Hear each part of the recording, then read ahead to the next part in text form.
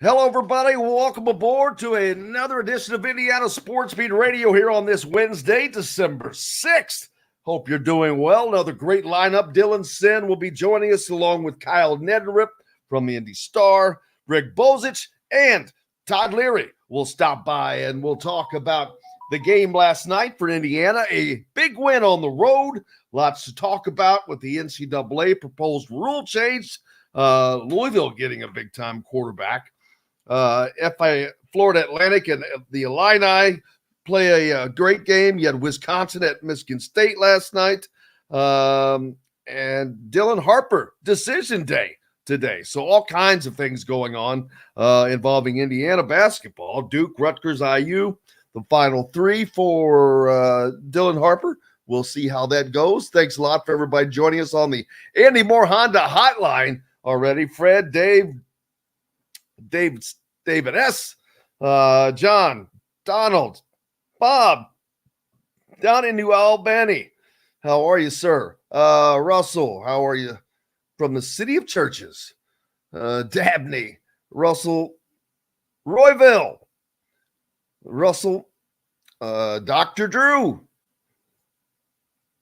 Scott. Want to make sure I don't miss anybody. Five left's on there. Tony, how are you, sir? Cheryl, good morning to you as well. Tony from Owensboro, Indiana, pulling off a nice road win up in Ann Arbor last night against the Wolverines.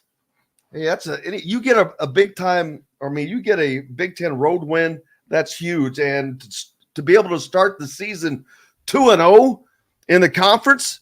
Very, very big for Indiana as they get out to a 2-0 conference lead, by the way. You want to throw that in there. Indiana tied for the lead. They have been. Let's see, what were the results on the other games that went on last night. Of course, Illinois won that game. Man, daggone Florida Atlantic let Illinois go on. It was like a 14-0 run. They were in charge of that game. Marcus Damask ended up with 33 points for Illinois. So remember that dude when Indiana plays the Illini. Wisconsin traveled, number 23 Wisconsin, traveled to East Lansing to take on the Spartans. And Wisconsin looking pretty good, 70-57. AJ Storr with 22 points. Tyson Walker, 22 for Michigan State.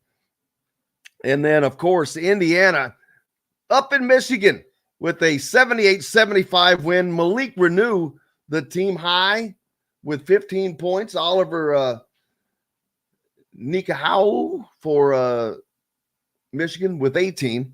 But that's just a very, very good win for the Hoosiers. Going on the road, first of all, getting their first taste of conference road games, and to pull it off with a win. They are alone in first place, by the way, in the conference right now at 2-0. They've played more games than anyone else. No one else has played 2 games yet, but yeah, you could take a Lee Corso book, a page out of his book, and take a picture of the scoreboard right now. I'm looking for Purdue. They're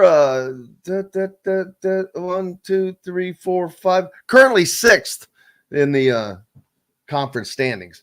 Now, let's think it'll last that long. Nebraska haven't played a conference game yet, but they're 7-1 so far this year. Now, I haven't looked at their schedule, and that could be misleading, but the only other teams that are 7-1, Indiana, Illinois, Ohio State, Northwestern is 6-1 on the year, Wisconsin 7-2 on the year, Purdue 7-1, or they're 8-1 on the year, Nebraska 7-1. So could Nebraska be a surprise team in the Big Ten this year? We'll have to see. But huge win for Indiana. We'll hear from Mike Woodson on the program today. Like I said, Dylan Sinn will join us from the Fort Wayne Journal-Gazette.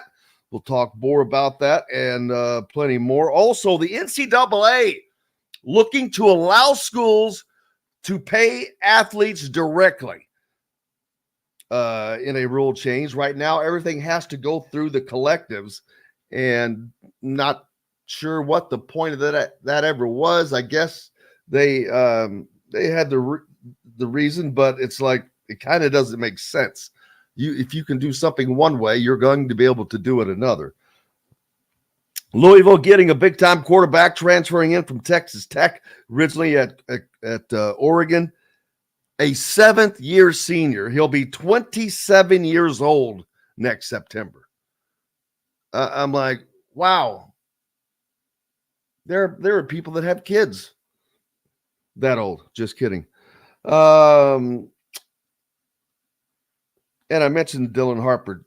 John, the producer, out again today. RC couldn't make it. He'll be back. He'll be here tomorrow. John's back on Friday, I believe. But plenty to get to today. Don't forget, you can also go to the ESPN Capital One Bowl Mania picks. It's just Indiana Sports Beat, and the password is B-Town. Pretty simple. Indiana Sports Beat and B-Town is the password. I believe I have signed up. I have not made my picks yet. Also, the winners, want to make sure I get those guys announced. Bill Evans and Bill Overland tied for second. And Jason, I'm going by memory at the moment. Daggone it. I'll have to pull his name back up. I can't remember his last name. Sorry about that, Jason, but I will find it here in 1 second. Jason Woodard was the champion. He is the champ all by himself, first place. One game in front of Bill and the two Bills. But congratulations to all three of you guys. Jason Woodard was the winner. 94-46 over the season. Bill Overman and Bill Evans, they tie for second at 93-47. Just one game back. Boy, that's when you go, man, I knew I should have picked this game or that game. But make sure you go in and sign up for the, whatever I just called it, the Capital One Bowl Mania picks. We've got that set up. We'll be getting these prizes sent out, by the way. Waiting to get everyone's sizes to get that taken care of. But appreciate you being with us. How's everybody doing today? Looking forward to getting Dylan on here with us. And he was probably at the game last night. I chose not to travel. Late game and all that. So I look forward to talking to Dylan today. And Todd Leary joining us as well to talk about that game. Too late to do a post-game show. So we'll get caught up with Todd on that here today. Lots of comments already on the Andy Moore Honda hotline. Dave G says, hello, ISB Nation, home of the first place Hoosiers. Gunn played better, a little out of control time. Where is a dude? Trey Galloway was missing in action most of the game. Cup's good defense. Malik is also a dude, yes. Galloway's just going to do that, I think. He is a solid player, but he is not a great player. So he's going to come and go. He's not Indiana. Indiana needs a better number two than that to go anywhere. I'll just be straight up, in my opinion. David Stacer says, just wait till Mbako reaches his full potential. He's getting better, but just wait. Hey, man, they had a good game. When you win on the road, it is generally an all-in type of effort.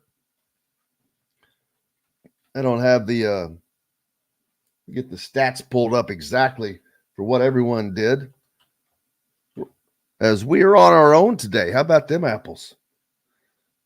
No producer. Look, Mom, no hands. It's kind of how that goes today.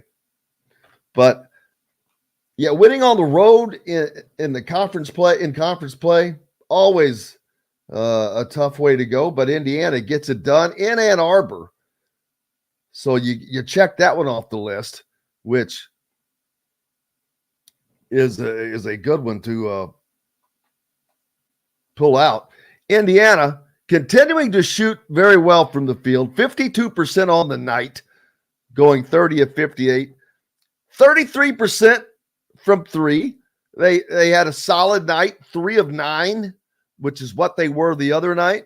You'd like to see that up a tick more, but you'll take that all day long because for the second game in the row, they hold a team to below 25% shooting behind the arc. They allowed Michigan to go only 4 of 17 behind the three-point line, and that's a huge difference. Indiana also one of the best teams at getting to the free throw line. Last night, they shot 71% on those, 15 to 21. You know what? If they could raise that up a little bit, they would be helping themselves because they have shown a penchant for getting to the line, especially with that game, the paint game that Indiana has. And speaking of points in the paint, you want to talk about dominance? Dominance, I'm talking about. 52 of Indiana's points came in the paint. 52 of 75. You know how many Michigan had? 28. We'll take a break. We've got lots more coming up here on Indiana Sports Beat Radio. Our good friend Dylan Sinn from the Fort Wayne Journal and Gazette joins us. Almost said Fort Worth. I always worry about that. We're back with more right after this.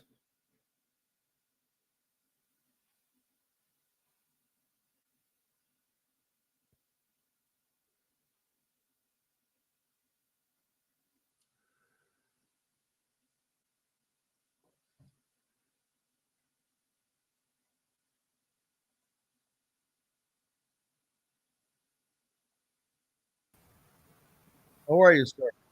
Good morning. I'm just trying to manage everything. You producing yourself? Yeah, I was trying to find the damn clock. Okay. Like count off 3 minutes. How are you today? I'm good. It's a long night. Yeah, were you up there? I was, yeah. I just said that. I assumed. I said I will bet you that Dylan was at the game last night. That's only what, like a 2-hour drive for you, maybe? Yeah, just about. Mm-hmm. Great game for Indiana, going on the road and winning. I was just talking about the fact that they were able to hold Michigan again below a team below 25% shooting beyond the arc. Huge after the start that they had this season and how much trouble that had been. But the dominance in the paint is unbelievable. 52 to 28 points in the paint. That's unbelievable. Yeah. It's crazy. I did over the last 5 halves, they are opponents are 6 for 41 on threes. That's incredible. I'll let you give that stat. That's yours, but that's incredible. Wow. Where's my count? What percentage is that? It's 14%. That usually works from a defensive standpoint. Yeah. Especially when you were giving up like 70%. Yeah. There's basically something flipped at halftime against Harvard. I don't know what it was, but something flipped. Maybe it'd been a foot up some butts. We've got about 20 seconds, thereabouts, something like that. Actually, I don't know that I have to wait. They can just edit it as will. NCAA looking to allow schools to pay athletes directly as well. All right, Freddie boy, you ready? Dylan, you ready? Yes, sir. All right, brother, here we go. Welcome back, Indiana Sports Beat Radio here on this Wednesday. It is December 6th. I hope you've got my Christmas shopping done, size extra large. Dylan Sinn from the Fort Wayne Journal-Gazette. What's your size? You got to get it out there. Make sure they know. Yeah, I'm usually a medium, so whatever you can get. I know that's kind of hard to get at times this year, so I appreciate anything that comes my way. Hey, we've got a medium in the Indiana Sports Beat t-shirt department, so no worries. And those are available to you, folks. By the way, Pete will have all that information up pretty soon. Dylan Sinn joining us from the Fort Wayne Journal-Gazette and was in Ann Arbor last night for the Indiana Wolverines game, a game that I'm not saying Indiana had to have because it's early in the season, early in the conference season, but to get a road win, to be able to go 2-0 before they go on this break, huge for this team, but nothing bigger than their continuing defense on the perimeter right now. It has done a 180. You had an incredible stat in the break that blows my mind, but I mentioned, I'm like, this is like the second game in a row they've held teams below 25%, but it's even better than that. Yeah, it's over the last 5 halves. So basically, since halftime of the Harvard game, because remember, Harvard made 9 3-pointers in the first half, and since halftime, one in the second, I think. I think it was none in the second, or one or none in the second half. Basically, it's 6 for 41 over the last 5 halves. It's 14%, I believe, if I did the math correctly. And so since the halftime of the Harvard game, so it's really impressive. I mean. Obviously, Maryland is not a particularly good three-point shooting team, but Michigan is a very good three-point shooting team. Michigan does very well. And I don't think, obviously Michigan missed some open ones, so it's not like Indiana's defense was perfect. But first of all, they also made some contested ones. And 14% is 14% in 5 halves, right? That's really, really good. And I think what was even more impressive for Indiana was that from the Michigan game was that Michigan only took 17, right? Michigan came into that game averaging 25 3-point attempts per game, right? And so to hold them to only 17 in a game that was not slow paced or anything like that, that tells you that Indiana was defending the arc and forcing Michigan to go inside. I think the attempts, the few attempts Michigan had is even more impressive, quite frankly.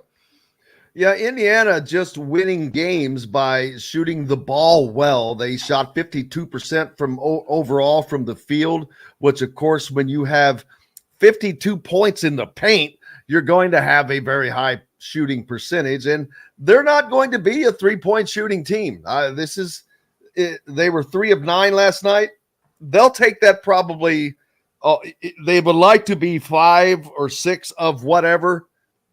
That would be optimum for this team because that would make just a little bit more of a difference. But if they can continue to shoot the ball relatively well, 33%, but holding their opponents down is the bigger thing, to where they're not giving up those 3 to 2 baskets.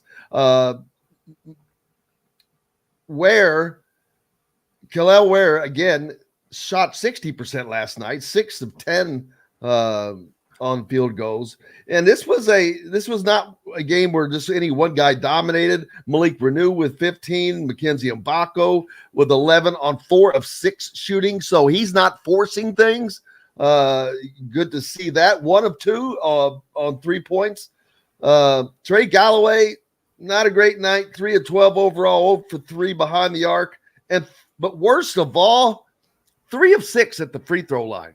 I mean, this team relies on free throws. They get to the free throw line better than most, and that's someplace where they have to. You've got to make hay when the sun shines, and especially if you're a guard like Trey Galloway, where you don't have a lot of ways to contribute. You got to hit those, man.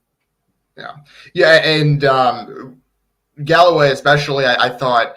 I mean, both times he had kind of and ones in the paint. There were twice he went to the rim, strong, finished, and got fouled. And he missed the free throw both times. And then he also missed 1 of 2 at the end of the game when they had a chance to put the game away. If he makes 2, Khalil Ware doesn't have to steal the ball at the end, right? He split them. So there were some fairly big misses. What I did think was impressive for Indiana was that they shot 52%, as you said, or 50% from the floor, 52%. And they missed a bunch of layups. Mike Woods said it after the game, especially in the first half. They had a bunch of shots right around the rim from point blank range that just didn't go in. And so they could have been even better from the field. It could have been up around 55, 60%. They were getting good looks at the rim for the most part. I thought that was really impressive. The other part of it is you talked about how they only took 9 3-pointers. They're not going to take that many. I thought there were a couple of times where, like, even for a non-3-point shooting team, you just got to shoot the ball, right? There were several times where they moved the ball well and they kept passing up good shots, and eventually no one was willing to take that shot. Right, and I don't know why, because like they're not a good 3-point shooting team, but they have guys in this team that can shoot. Galloway especially passing up threes. I know he was 0 for 3, but he passed up a couple of them. I was just like, take the shot, right? Like lack of confidence. I don't know where that lack of confidence is coming from, because I mean, I understand because he didn't shoot well last night, but last year he was like 45% from 3-point range. He seems to have lost his confidence in the offseason somewhere. I don't know what happened there, but it's an issue because I do think that Indiana, you're right, they're not going to be a 3-point shooting team. They're making a lot of noise in the paint. That's good. I have no problem with that. But there were times last night where it's like, you're moving the ball well. You have an open shot. Take the shot, right? Like you created this shot for yourself by running good offense. There's no reason not to take it other than I don't believe I can make it. And that's a problem. Like regardless of how you want this team to play stylistically, and I do think that it's probably fine that they're emphasizing the paint. I think that's where their strength is. Take the shot though. Like there are open shots that you have. Take them when you have them, because it's going to open things up for the paint. I think is important. If you take away Galloway's night going 3 of 12 from the field, Indiana is 66%. Yeah. The rest of the team. I mean, Khalil Ware 6 of 10. Gabe Cupps missed his only shot. But Malik Renew 6 of 11. And Mackenzie Mbako 4 of 6. Anthony Walker, you want to talk about getting help off the bench? 4 of 4, 8 points, 1 a night, 3 rebounds. Caleb Banks, 3 of 5, 6 points. CJ Gunn, 2 of 6. Not a great night for him, but he has 8 points. And how about Peyton Sparks? 2 of 3 from the field, 6 points. Yeah. That is bench production, and that is great when you're getting that kind of production from your non-starters. Yeah, absolutely. And that's something Indiana had really been missing, was like just some guys coming off the bench and really just giving them a little bit of production, right? Like Anthony Walker, he came into the game and Mike Woodson ran out of lineup out there. I tweeted it at the time. I was like, look, I don't know about this lineup. It was Gabe Cupps and 4 subs. And he put those guys in there and the game was tied. And I was like, boy, I don't know about this. And they immediately went on a 7-2 run. Like Anthony Walker cut to the rim for a layup. Caleb Banks had a layup. CJ Gunn made a 3. It was really, really impressive. Peyton Sparks had an and 1. That lineup did very well, actually, which I was very impressed by them. And just to get some stuff going to the rim. I don't think Michigan's defense was particularly good, but Indiana took advantage of that by knowing, hey, we have a lot of guys on the floor right now who can beat these guys off the dribble. Let's spread out, open the lane, and let them go to work. And I mean, they had a lot of guys that beat Michigan off the dribble. Caleb Banks and Anthony Walker did it multiple times, just straight line drives to the rim. And like, yeah, part of that's on Michigan. Part of it is on those guys for knowing that that's open and taking the ball and finishing it, which I thought was impressive. You talked about CJ Gunn, 2 for 6. 2 of his misses were right at the rim. Like they were layups that you want him to take, right? It was just like they bounced off, and those are some of the layups that Mike Wisdom was talking about. But he was a couple easy shots away from having a fantastic night, I thought. So I like where CJ Gunn's game is going, and we can talk more about that in a minute. But yeah, it was efficient offense, if not like the ideal where you're kind of popping the ball around the 3-point line and getting open threes. Like that's just not how this team's going to operate, like you said. So if you're not, you want to get the ball in the paint as much as possible, and how you did that. Well, yeah, I'm going to have to go through the book, but that's a great question that Royville asked.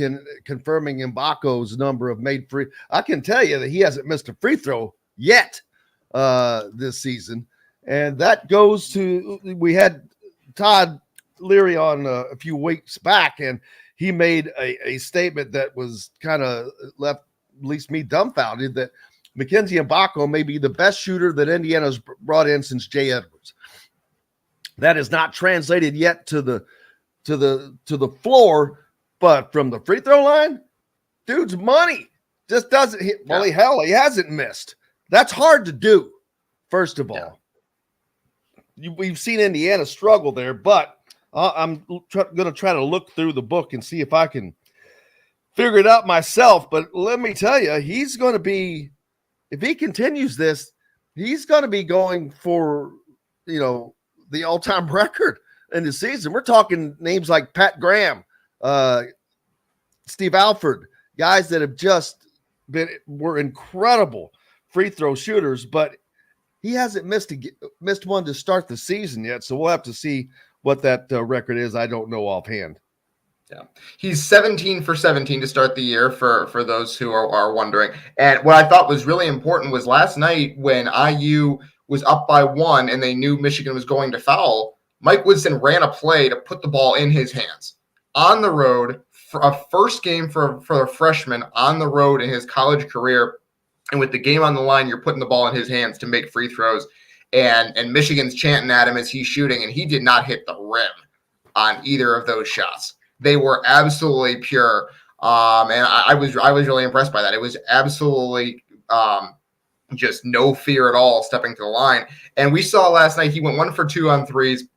Both of the threes, neither of them was really like in rhythm. He just got the ball in the wing and was like, "All right, I'm shooting this." And one of them went in from like 25 feet, and the other one missed. But like he's starting to gain confidence. I think early in the season he was just kind of searching. He didn't really know where he fit in the flow of the offense. And I think he's kind of figuring that out. And I think as he gets into rhythm on offense more, you're going to see the shooting stroke come because it's pure. Like there's no way around that. I understand what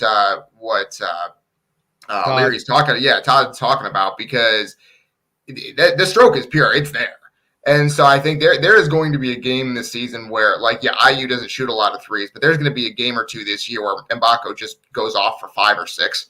And it's going to be a revelation when that happens because he can shoot the dang ball. I'll tell you that. Yeah, and it's also Jay Edwards is someone that would have the ball in his hands a lot more and out on the perimeter more. So it's not quite the same where McKenzie's playing on the wing. But, yeah, someone said it earlier. I forget, but he's going to continue to get better and better. And just continue to get more and more confident. And once he does, that could be a gigantic difference for this team. Not that he's not playing well now, but he could morph into something even better than what he has going right now. Yeah, I think that's important because right now, like what happened last night was when IU was down in the second half, he got the ball on the perimeter. And there was twice where he just bullied his way to the rim. He was like, "Look, we need a bucket.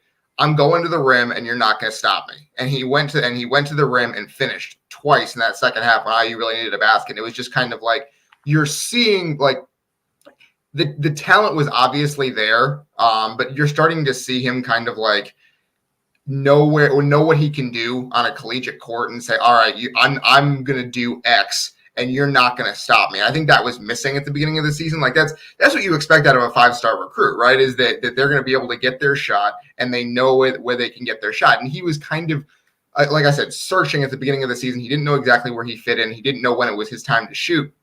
And I think there were times last night where he said, "Who cares about when it's my time to shoot? Can I get a good shot?" And yeah, he missed a couple of them, but he also made a bunch in the second half when IU really needed a bucket. I think that he's becoming a guy they can rely on when you need a bucket. And I think that's IU doesn't have many of those guys. And so I think for him to become one of them is important. Absolutely. And this team is a team that is without Xavier Johnson right now. So they don't really have somebody at the guard spot that they're going to count on for points. Trey Galloway did have 9 points last night, but not a great night. 3 of 12 from the field, 3 of 6 at the free throw line. And Gabe Cupps is just trying to tread water. He doesn't want to drown. He's not trying to set Olympic records. He's just trying to tread water and not make mistakes and just keep things moving. Well, you know what I mean? He's just trying to keep things moving, and because he's still learning, and he's been thrust into a position that he probably didn't expect to be in right now, being the starting guard, the starting point guard for a Big Ten team. So but he's doing a decent job. He's not forcing things. He was 2 of 2 at the free throw line. He had a couple of rebounds, a couple assists. He did have 4 personal fouls. So he's got to clean those up a little bit, but yeah, he had a tough night. Like, he had a tough assignment. Like, they put him on. He and Galloway split guarding Doug McDaniel, but I think Cupps, if I remember correctly, Cupps had more time on McDaniel than Galloway did, and I thought Cupps did a better job than Galloway did, quite frankly. Now it's a tough matchup for Galloway because Galloway is basically 6 Cupps to 7 is much inches quicker. He's quicker, and Galloway is 6 to 7 inches taller than McDaniel. That's a tough matchup for him, right? But I thought Cupps did a pretty good job. He wasn't perfect, and McDaniel got past him a couple times, but there were other times where he kind of just he stepped in front of him and he stopped him from going to the rim and finishing at the rim, and you turn those layups into 10 to 12 foot floaters, and I think that's kind of the best you can do against a guy like McDaniel, and it worked. Like, he missed a lot of those. Like, McDaniel has made those shots this season. That's how he's averaging 20 points, and he didn't make them last night. But the fact that Cupps made him take them was what was important. I think that the fouls is partially that he was reaching a little bit. There were times where he had McDaniel stopped and he reached in anyway. And I think that's something you need to clean up, which is like, you have the guy in front of you. There's no reason to reach, just get a good contest. And I think that's something he'll learn as he goes. But I didn't think against one of the fastest and best guards in the Big Ten, he didn't look overwhelmed defensively. I think that's important. And I also think that he took care of the ball. IU was like, in that first half, IU just couldn't physically grab the ball. They couldn't hold on to it. It looked like it was covered in grease the entire time. And he only had 1 turnover the entire night in 32 minutes. That's important for a team that struggled to take care of the ball the entire night. We've got to take a break. Dylan Sinn from the Fort Wayne Journal-Gazette with us. We'll be back with more here on Indiana Sports Beat Radio right after this.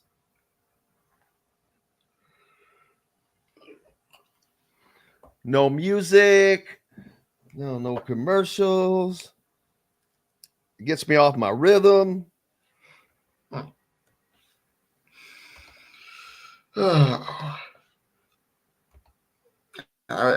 was a really interesting game. I'm still confused about like what this team can be, but you're starting to see it come together, which is kind of cool. For a team that doesn't really have guards, they're doing amazingly well. Yeah. Boy, it's tough that not only is Xavier Johnson out, but I think Ja'Kai Newton would help this team, man. Oh, I think he'd be a significant help to this team, and it's tough that he is out for as long as he is. I think Trey Galloway would be great coming off the bench. Yeah. If that's what this team was built on, but he's not a starting 2. He would not start on any other team in the Big Ten, I don't think, personally. Well, he's not. He's certainly not a starting. Like, he's not a primary ball handler, and they're kind of asking him to be a primary ball handler right now because I know Gabe Cupps is out there as the point guard technically, but there are a lot of times where they're asking Trey Galloway to initiate offense from the top of the key, and that's just not where he's best. It's not a position that he should be in, and the problem is that you just have so little guard depth. It really would have been nice to go out and get another guard in the portal. I know that they got Mbako. That was great. He's great on the wing. But boy, losing Newton was pretty.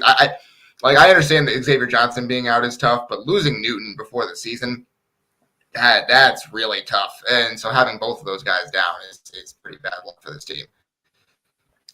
Well, but isn't Ja'Kai more of a 3 though? I think he could play the 2 though. I think if he can, he would be a bad man because he would be. I would not want to face him at the 2 spot. He's a beast. No, he is. He's a big guy, right? Like I think that. I mean, Galloway's technically more of a 3 too. He's 6'5". But I see he doesn't have the shooting or the athletic ability to be a solid 3 though. Yeah, well, I don't think. Yeah. Let's see, where are we? 29, 15.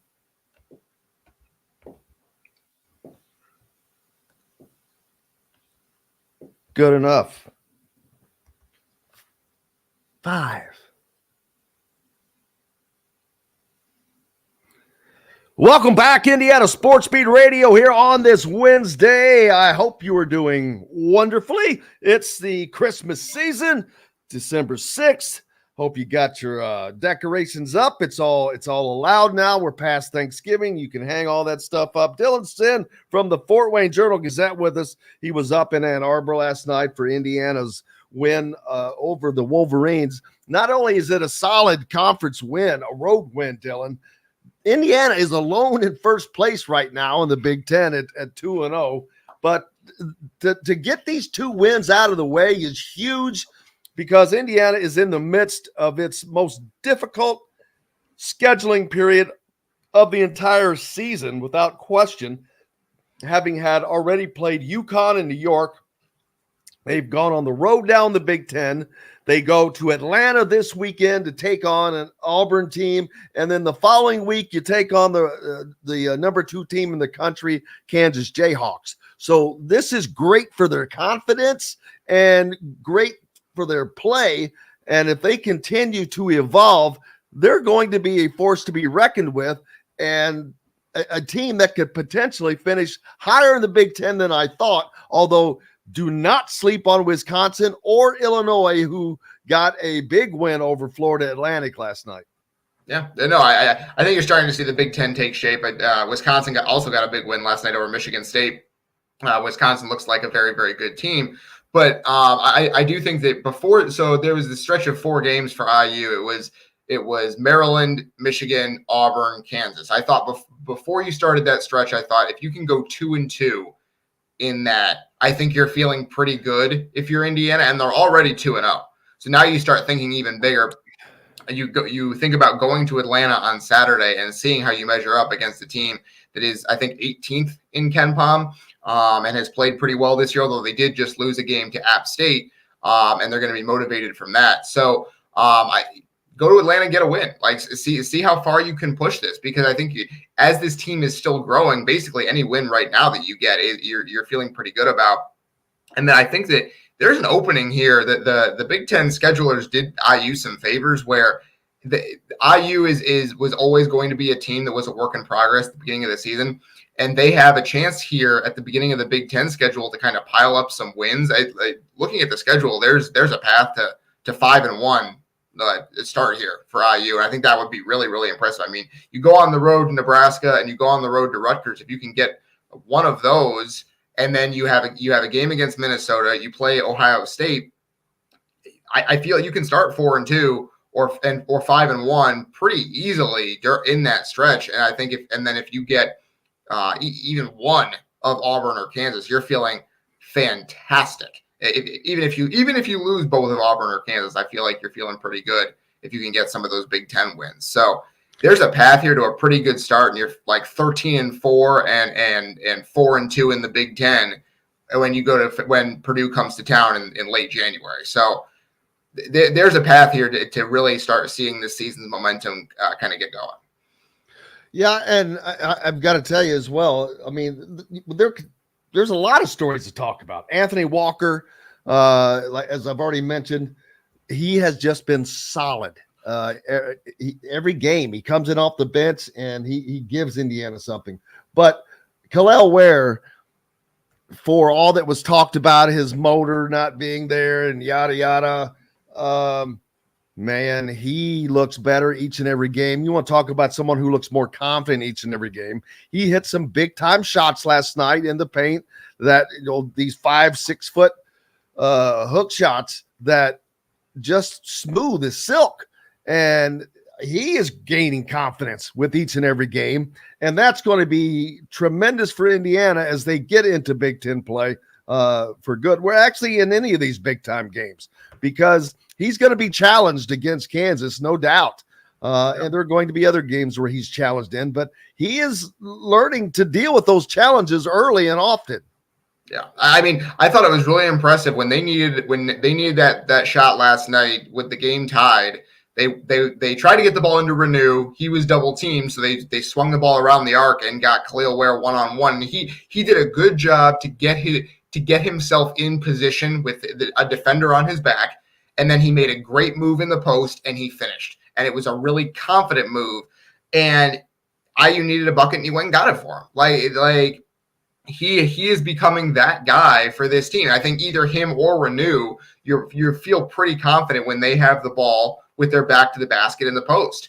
And he's made some really, really tough shots. I think there are times where I would like to see him attack the rim a little bit more because he's so big and so strong and so athletic that I think he can get to the rim a little bit easier than he realizes, and doesn't settle for these fall away jumpers. But the problem is the fall away jumpers have been going in for him, which is kind of ridiculous because no one's even going to come close to touching that shot. He can get it whenever he wants. And it's kind of a safety valve for this IU team where it's like, all right, we've had the ball for 25 seconds on this possession. Nothing else is working. Just get the ball to Khalil and have him throw something up and it might go in because he's that good. And it's been really impressive. He's like having that wide receiver that you can just throw that ball up to. It's a 50-50 ball, and he's going to come down with it more often than not. He's Donovan McCulley. That's what he is. Like he is second half of the season Donovan McCulley, where it's like, all right, the ball's he's in the end zone, just throw it up there and see what happens, and he might come down with it and do something spectacular. And that's kind of what Khalil Ware is, and it's been really impressive. I'm beginning to wonder what was going on at Oregon because I don't understand how you don't get that guy to be a star.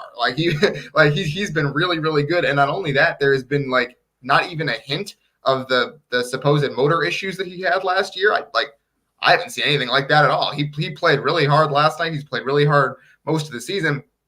Mike Woodson said he didn't think he played as hard as he needed to against UConn. I think that was more that just UConn played really good defense and had a good plan to slow him down. I didn't think it was like he was loafing out there. But either Mike Woodson has done like a really, really good job of motivating him, or something was going on at Oregon behind the scenes that we're not privy to, because I've not seen any type of motor issues at all this year. No, not a good look for Oregon. Not a good look for Dana Altman. No. But Hoosier fans don't care. They're glad to have him. And again, Indiana had played 9 guys last night. Sparks played the least at 9 minutes, so he was almost in double-digit minutes. They almost had 9 guys play double-digit minutes, which is that's probably the rotation. Now you got to remember you're missing Xavier Johnson here, but that still doesn't change this rotation. You're still going to have Gabe Cupps coming in to spell Xavier some. So this is the rotation you're probably going to see for a good part of the season. And if they can continue to play like that they have, this is going to be a lot better year for Indiana than I would have thought it was. Early on, I'm thinking, all right, if they can finish in the top 8 of the Big Ten, seriously, it's going to be good. Well, now they've kind of moved up to the top 4 to 5. 5 is kind of their bottom right now, but that's only because there's some good teams. Wisconsin's going to be tough. Northwestern is good. Purdue is good. Illinois is good. I don't know about Ohio State yet. So it's going to be a beat 'em up league, but Indiana looking much better here in the early going as they have in a lot of seasons. They don't always get off to great starts. Yeah. And Mike Woodson said it before the season. It was always going to be a work in progress with this team because of how many new guys they had and because of how young they are. This is a very young team. X and Galloway are basically the only two upperclassmen. And so it was always going to be a work in progress. It was always going to be a check in January and see how it's going type of team. But I think they're actually a little bit ahead of schedule. The question is now, can you keep improving? Because there are still levels there are still improvements to be made, especially on the defensive end. I think that there's places they can improve. They can take care of the ball a little bit better, although they did a much better job of that the second half last night. And they can take some more 3-pointers. I don't think you have to take a ton more, just maybe a few more to keep teams honest as you're pounding the ball into the paint. So there are improvements to be made here. You can still take several steps forward. And I think it's important for them to not get complacent, to not say, all right, we're 2-0 in the Big Ten. We figured this thing out, to keep getting better, because there is so much talent on this team that you're starting to see come to fruition that you need to make sure that you keep going, because stopping here would not be what you want to do. Let's see. I saw someone with the comment that they feel bad for Dusty May. They did have that Illinois win for a while until they gave up like a 14-0 run. Yeah. Man, I couldn't believe that. I was like, ouch. That hurts. That would have been a gigantic win for Florida Atlantic. Not that they need to prove anything. You make it to the Final Four, you don't back into the Final Four. But they're a solid team. Of course, this is their second loss of the year now. And last year they only lost 2 games all season, and that second one came in the Final Four. Yeah, it's been pretty impressive for the way that Dusty May has built that team, because they seem like they believe in themselves. I was watching a little bit of that game, and they thought they were going to win that game against a Big Ten team. They had no thoughts of like, we are the underdog here. But I was really impressed with Illinois, quite frankly. They had like 55 points from 2 guys. It was really impressive from Illinois to go and get that win against a team that clearly it believes in itself. And so I've been impressed with Illinois to start the season. I've been impressed, as you said, with Wisconsin. I've been obviously impressed with Purdue. I know people are going to say, oh, they lost Northwestern. I've been impressed with Purdue. I've been impressed with Northwestern. The question for Northwestern is how deep they are. What are they going to get outside of Boo Buie? I know they've gotten some stuff from Brooks Barnheiser and stuff like that, but Boo Buie is driving the bus. I have questions about Ohio State, but I do think they're a good team. I think that Bruce Thornton is one of my favorite players to watch in the whole league. Just his kind of herky-jerky game is really pleasing to me for some reason. And I think they're a good team as well. So I think Indiana is up there with maybe the 5th or 6th spot in the league right now. And there's another step they can take where they get up there. But there are going to be some wars among that top group down the stretch of the season. And the Indiana-Auburn game coming up on Saturday down in Atlanta now is looming as a bigger game for Indiana. I've not looked at the is Indiana, who's the favorite in that game? I believe Auburn's favored. It's basically a home game for Auburn. So that's going to be part of it. You know what? But will it be though? But will it be? Everybody thinks that all the time. They thought that about Las Vegas last year against Kansas, and it was not. It was far from a home game, although it didn't matter for Arizona, rather. But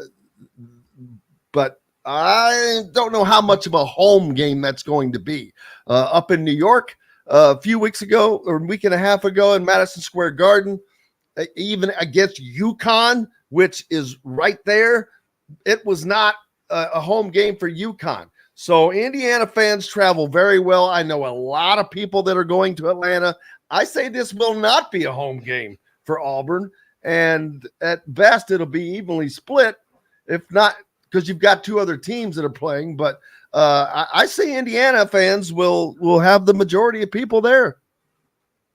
Yeah, I could absolutely see that. I think that's a good point. The thing with Auburn is that, Auburn makes its bones on the defensive end of the court. Like, they're not a particularly efficient offensive team, but they're really, really good on the defensive end. And they're not particularly big. So I'm interested to see, obviously, their best player is their center, Johnny Broome.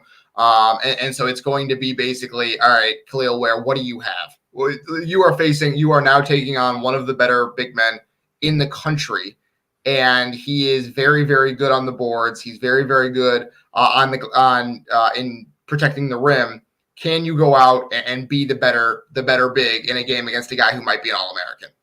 And I think that might be kind of where this game is decided is, can Indiana do what it's been doing in the paint against a team that doesn't let teams do that in the paint? It just frankly does not let teams get going in the paint at all. And so if Indiana can shoot 48% in this game, I think they probably win. And they've been doing that. It's just a question of, can you do it against an elite defensive team? And Auburn is an elite defensive team. And that is going to be the key for Indiana, to be smart, take care of the ball, because when you're playing against a very good defensive team, they try to force you into mistakes. And that's where Indiana has to take care of the ball, not turn the ball over, be smart, not get frustrated. And that's where not having somebody like Xavier Johnson in there at guard is going to hurt them a little bit. But we'll see if Gabe Cupps, how much he's learned. Like I said, he's been trying to tread water. And by that, I mean, he's just trying to not force things, go with the flow. He's letting the guys that are making the hay, like Khalil Ware and Malik Renew and Mackenzie Mbako, do the heavy lifting. But you've got a great support staff, like I said, with these guys off the bench, whether it's Peyton Sparks or CJ Gunn, who's getting better. Caleb Banks has been pretty solid, and Anthony Walker has been the star sixth man all season long. Yeah, and so you're starting to see IU kind of diversify its attack just a little bit. I do think that I still kind of cringe every time Mike Woodson goes with one of those like basically all sub lineups. I'm still not sure that subbing like a hockey line is the best idea, but I mean it drives me insane. Last night, I got to be honest with you.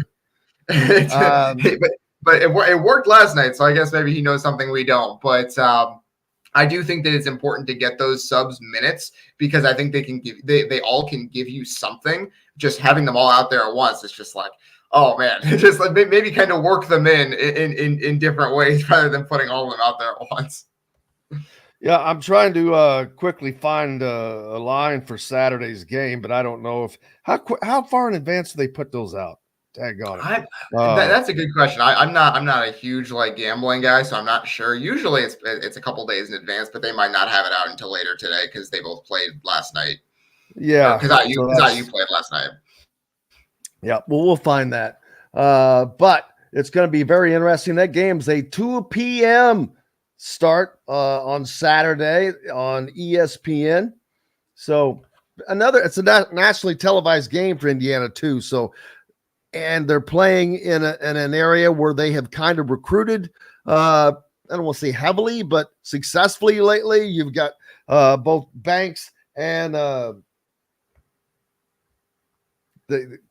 it. He's hurt. Oh, Ja'Kai Newton. Newton. Gosh. Yeah.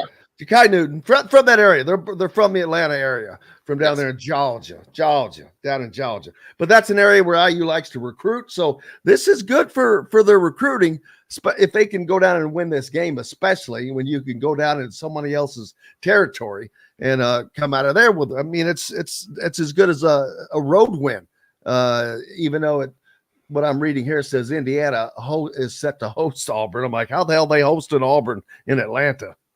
Yeah, I think basically, and if you win this game for Indiana, you start to feel really, really good about where you're at. And even if you're competitive, I think that is a step forward, because obviously this would be the second ranked team, not ranked team, but the second kind of quasi elite team that you've played this year. I don't think Auburn is currently ranked, but they are one of the better teams in the country, I think, and they will be ranked at some point this season. And so after losing by 20 to UConn, you kind of wonder, okay, can you play with this level of team? And I think that Auburn is a good litmus test for how much they've improved since that UConn game. Mike Woodson says the improvement's been significant. Has it been? Because it showed on Saturday, basically. All right, man. Well, I appreciate you, sir. Are you heading to Atlanta? I am not heading to Atlanta. I will be watching the game on television. That's right. Lucky you. Lucky you. Well, I will be down there for you instead. All right. Well, I appreciate that. We'll trade trips this week. How's that? Sounds great. Looking forward to it, Hey, Jim. make sure you're giving Dylan a follow. Dylan Sinn at the Fort Wayne Journal and Gazette. He's got tons of coverage, not only on Indiana, but Notre Dame, Purdue, whatever you like. He's got it. Appreciate you, brother. Absolutely, Jim. Thanks for having me on. You betcha. Hey, we've got more Indiana Sports Beat Radio coming up. Kyle Neddenriep's going to join us. Rick Bozich, Todd Leary, plenty more coming in the next hour. We're back with it right after this.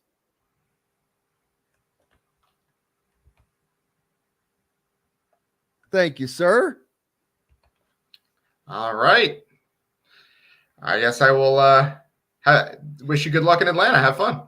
All right, buddy. I appreciate you. Thank you, sir. All right. I'll talk to you later.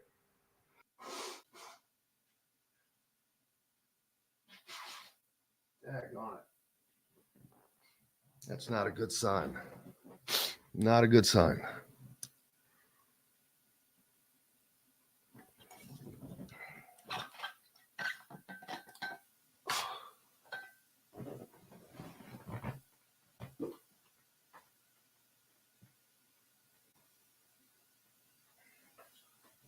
You all take care of yourselves for a minute.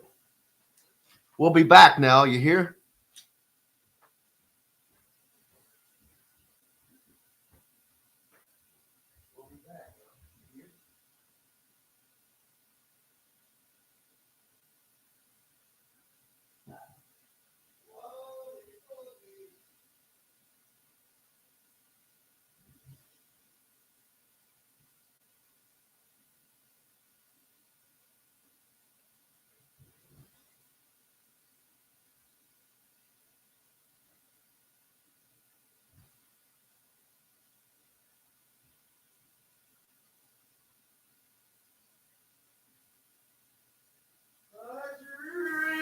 Of Jeannie with a light brown hair.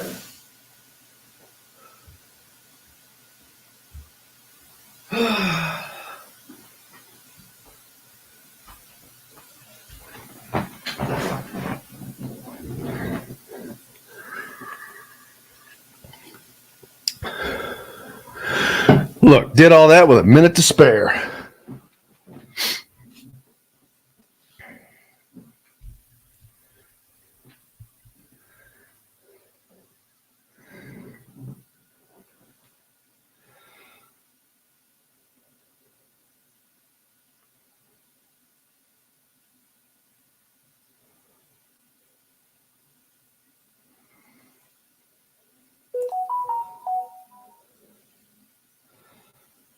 Let's see.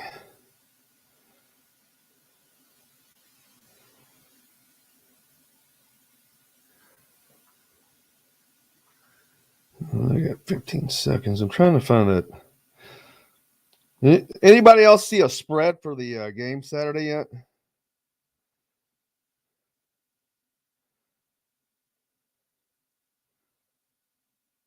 I won't be surprised if that's more than 3 points either.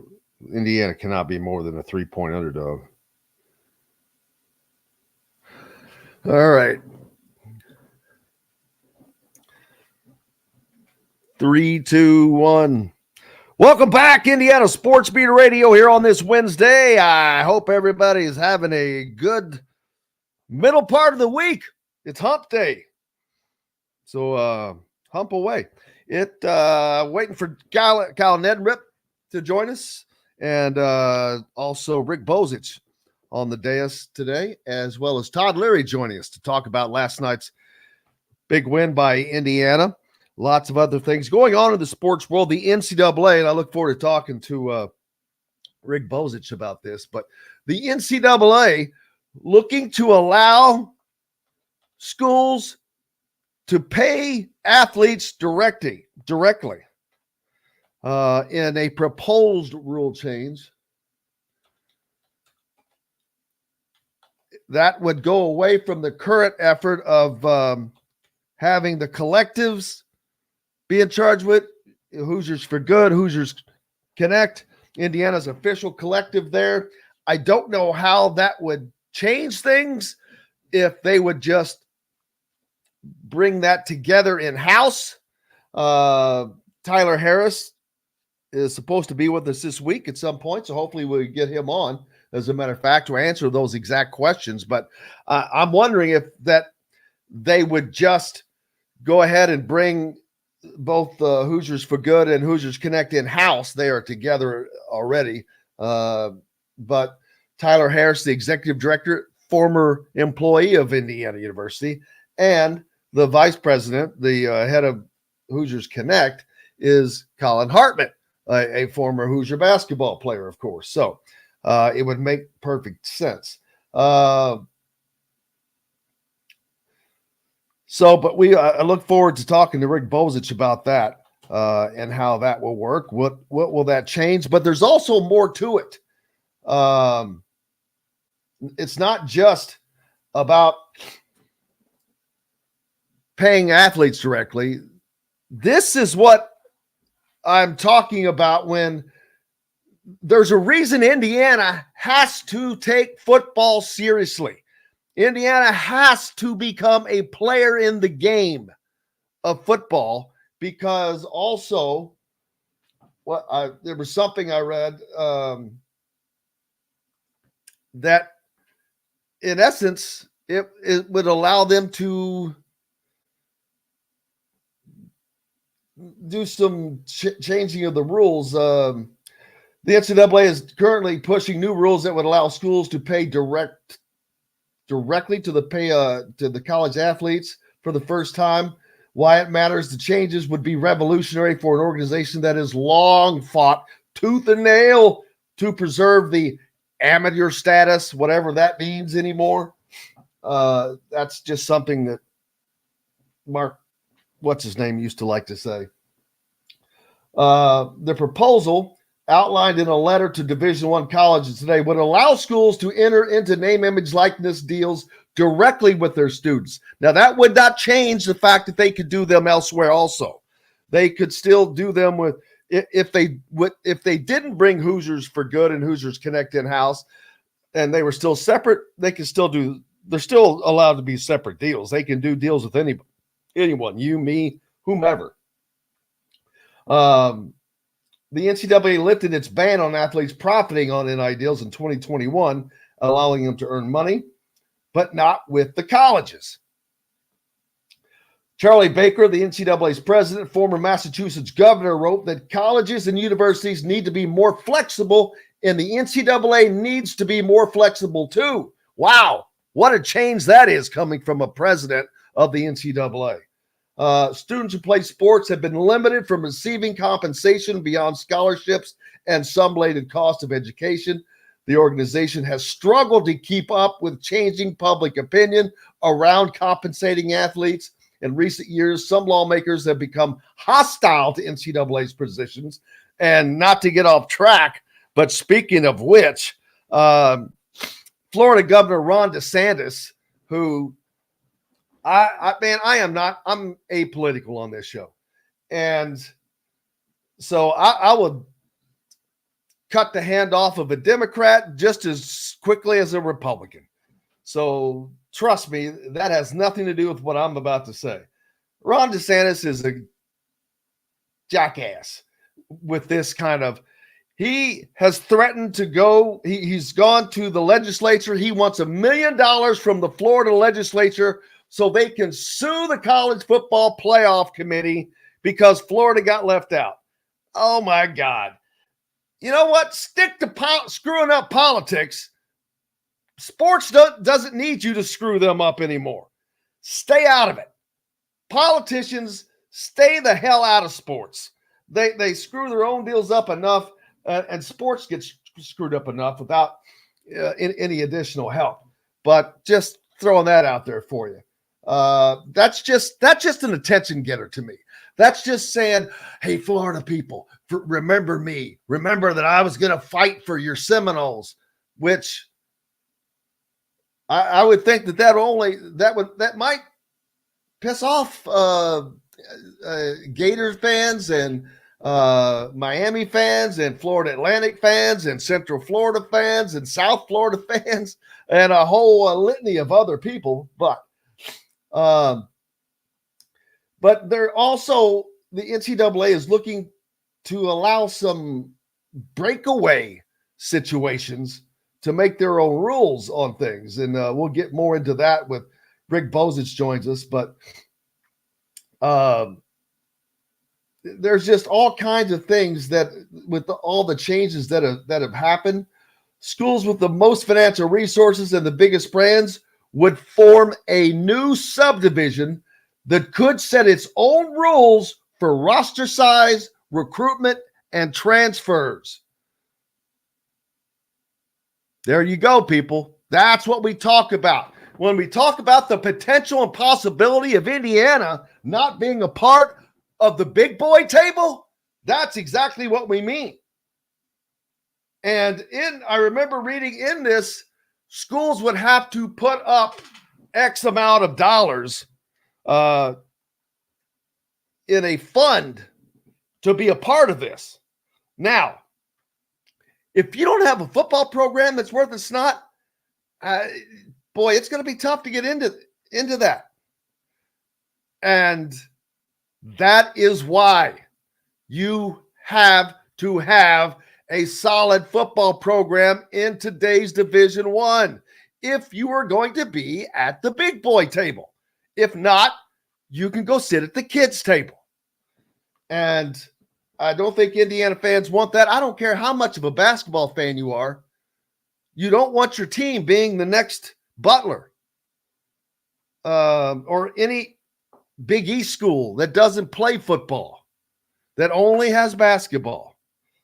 You want to end up in the Big East instead of the Big Ten? But those are some of the monumental changes that are potentially coming. I don't remember the amount of money, because the amount is probably not set yet, but let's see. Colleges that choose to take part in the new system, if it's approved, would be required to invest in this amount is not at least that cannot be the right. That's not the right amount I saw yesterday. This says 30,000. That's chicken change. But either way, this is the beginning of that. This is the beginning of more change coming. And because there are schools in the same conference that do not have the same resources. So there are potential big-time changes still to come in the NCAA world as we continue to evolve, as college sports continues to evolve on that. And like I said, I look forward to talking more to Rick on that when he joins us later on in the hour. Todd Leary also to join us as well. We'll talk more about the game last night. Let's see. Yesterday there was some cryptic tweets of Derek Queen, which kind of came out of nowhere. We'll find out what's going on with that. Joshua does not think that Khalil Ware will be back next year. Well, if he keeps improving and playing like he is, I can see that. He's continuing to show that whatever had been said about him prior, not true. He can play. He does have a motor. He can do the things. He can step out and hit the shot in addition to playing inside and having good footwork. He is not getting shoved around. He's playing pretty well. Decent at the free throw line, getting the job done. Caleb was impressed by CJ Gunn last night. CJ didn't score a ton, but he worked hard, had a good night. I think that he's getting a little bit more comfortable still. and a lot of people might say, well, why is he not more comfortable? He's a second-year player.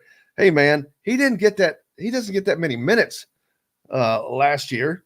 And when you only get certain minutes, you've got to do it right then. And sometimes it just doesn't come together right away. Russell says, nope. Woodson said after the game, if I get their perimeter game up and going, New World Order, is that what that stood for? Now, if he can get it up and going now. I thought it was New World Order. Joshua says that Khalil Ware was projected to go top 20 before last night's game. At this rate, he's going to be hitting the lottery. Yes, you're not lying. If he continues to show that he can play an inside-outside game, you betcha those guys are high in demand, and they get paid very, very handsomely for providing those skills.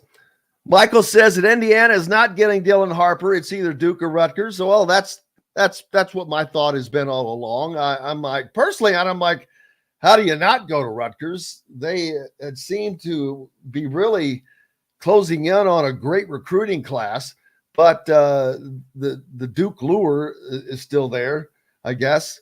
Even though Mike Krzyzewski is no longer there, Duke just getting beat not too long ago, upset. So I'm not sure that Duke is the same Duke. It's a good program. Who was it? Someone mentioned earlier that I think it was Dr. Drew that said, how often is it that the number one team in the Big Ten is not ranked? Well, it is early, but a lot of that has to do with the fact that they didn't start ranked. And the only time that they have seen Indiana play a solid team, a team that they know is good against UConn, man, they got waxed.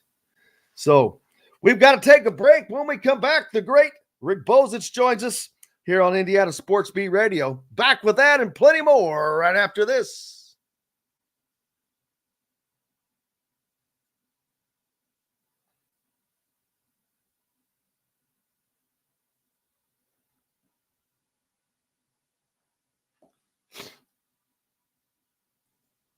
Good day, sir. Hi, how are you? I am your guide, your producer, your butler, whatever you need today. Really? Yes. Well, Did you go to Ann Arbor? No, because I had to produce this show today. There was no way. I'm going to Atlanta this weekend. Are you driving or flying? Oh, driving. I wish I was flying. Wish I had a private jet charter like Kurt Signetti. They roll out the red carpet for me. Kick the media out behind the fence. All that good stuff. Did they kick the media out behind the fence? Well, it was just me and a photographer.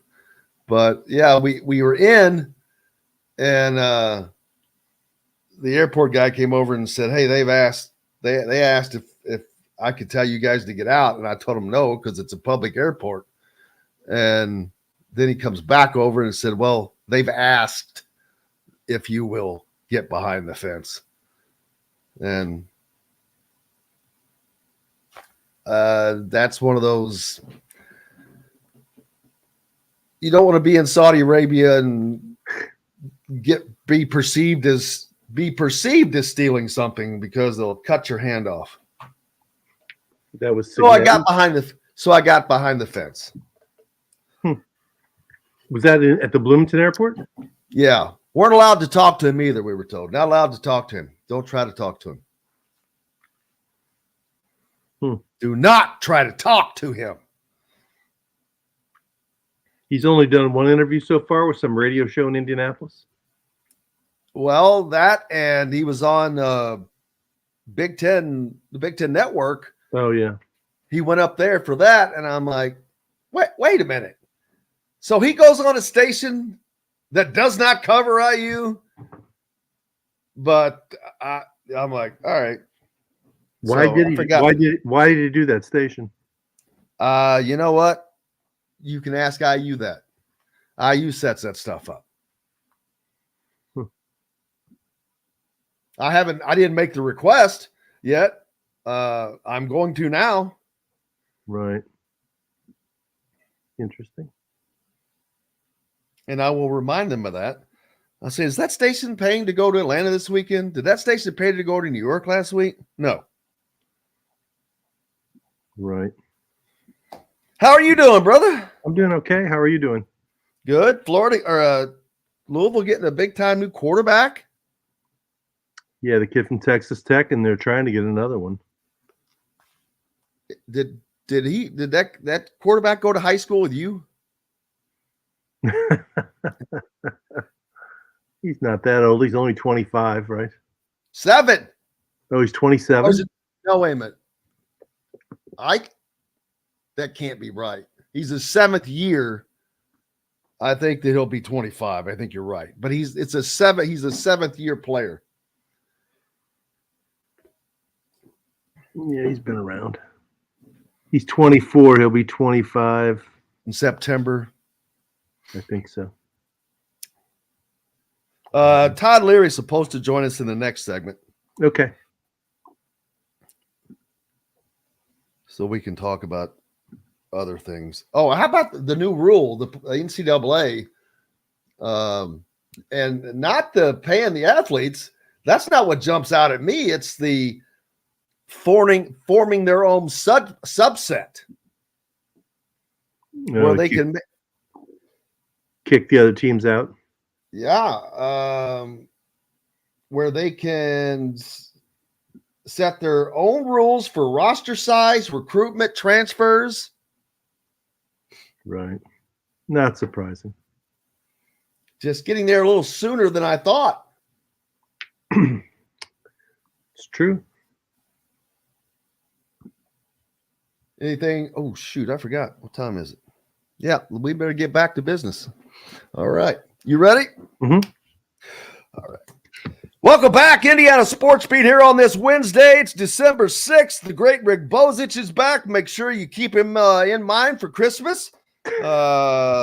He'll any donations or he's a big doggy treats for Ruby of all kind or whatever the case may be. Rick, how are you, sir? I'm good. It's kind of a rainy, drizzly day down here, but we're wrapping up football season and a lot of excitement in the air in Bloomington after Coach Signetti's arrival and performance at his press conference and at the Maryland game. And IU had a very nice win last night at Michigan. Anytime you get a road win in the Big Ten, that's a plus. Now they need to go on to Auburn and back it up.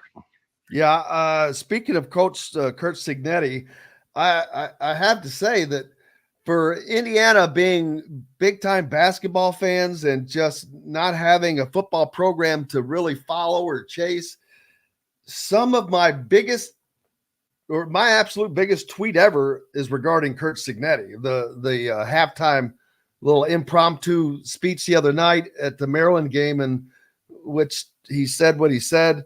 Man, that thing went viral. And I just can't believe it's when it has to do with Indiana football. That shows you that Indiana, I don't want to say that they are a sleeping giant. Bob Kravitz used that in his piece that he was talking with Scott Dolson there afterwards. There was like a little impromptu right around Scott. But, man, the fans are – and I think you've seen that at Louisville. Man, success, boy, the fandom sure grows in a hurry with success. Yeah, I mean, there's a hunger, I think, among a lot of Indiana fans to have success in football. And, we've talked about it before. We're not talking about 10-2 success. You're talking about 7-5 success. Teams that can get to a bowl game and win a bowl game for the first time since 92 or 91, whatever it was. Teams that can play games where they win their share of the one possession games, play against Michigan or Ohio State and not get beat, 48-7 or whatever. So yeah, I've sensed it from talking to people. I've sensed it from reading, sensed it from websites, people pumping out more football content, that the response to Cignetti has been overwhelmingly positive, and he looks like a guy. I mean, they ate it up when he showed a little bit of a personality or character of like, I've never been anybody's patsy, and I don't plan to start now. Never taken a back seat to anybody, and I don't plan to start now. Yeah. And Purdue sucks, and so did Michigan State, so did Michigan and Ohio State. And buddy, from that moment, he had him eating out of his hand, but he just did the mic drop, handed it off, and right. But that has just set a fire under Indiana fans. They do want it, man. They would love nothing more than to be a part of that success, which, as I've been talking about in some of these proposed rule changes, they need that. They're going to have to be. You have to have a seat at the big boy table, or you maybe end up like a Big East team. Yeah, I mean, they want to be relevant. They want to be. They don't want to be a doormat. They don't want to be a punching bag anymore. And I think that's part of what drove the change. I think that the athletic department and the administration sensed the unhappiness, and they sensed how challenging it was going to be to send the previous coaching staff back out there against next year. They've already lost all their recruiting momentum. They'd lost all the momentum with the fans, and it was going to be ugly. If they brought them back for another year, then we're going to be able to sell tickets, and the people that did come were going to be voicing their displeasure. And so they made the change they needed to make. They got a guy who checks a lot of the boxes of what IU needs, which is someone who's proven he can win the difficult spots, and somebody who is up for the challenge. But we'll see. Yep, absolutely. Looking forward to. He went on the. With the Big Ten championship happening. He said, I'll be back here next year. Yeah. I was like, whoo. I'm like, well, he's just doubling down everywhere he goes. And I'm like, easy there now. I mean, the mic drop moment was nice, but he's doubling down on everything he does and says. So, but I guess part of that is if I don't believe it, how can I expect the fans to believe it? Well, I think I talked about here last week that they needed a Schnellenberger or Stoops type guy. And Schnellenberger, as you remember, when he came into Louisville, was saying all kind of things like that. We're on a collision course with the national championship. The only variable is time, and to believe is to be strong, and all the different things that he said and scheduled that way. I mean, remember those days when he took over at Louisville, they were an independent, and he was playing Texas A&M, Tennessee, Miami, Florida State, Ohio State.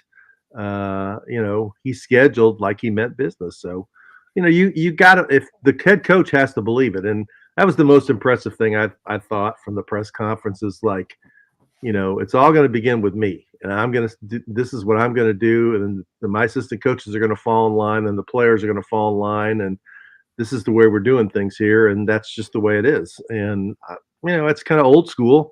I don't know how it'll go over with some of today's leveled athletes. Some people don't want to be led that way anymore, but he's not going to have kids like that. I mean, he's going to do it the way he wants to do it. So the next thing people are following now is, obviously the recruiting. Who are they going to be able to get in a very short period of time, still in the 24 class, because a lot of the commitments from the Allen era have decommitted. And who are they going to be able to keep from IU who's gone into the portal, and who are they going to be able to get from other places out of the portal? Yeah, Jalen Lucas in the portal as well. No surprise there. When did that happen? I missed that one. That happened yesterday or today? I think that may have just happened. Okay. So not a big surprise there, but we'll continue to see how that works out. Plus, with the personality, I guess you'll say, of Curt Cignetti, some guys are not going to come back. I think that, they've been spoon-fed LEO for 3-4 years. This is not LEO. No, it's not LEO. I was thinking last night, I can't say it. It's no longer LEO. It may be GFY now.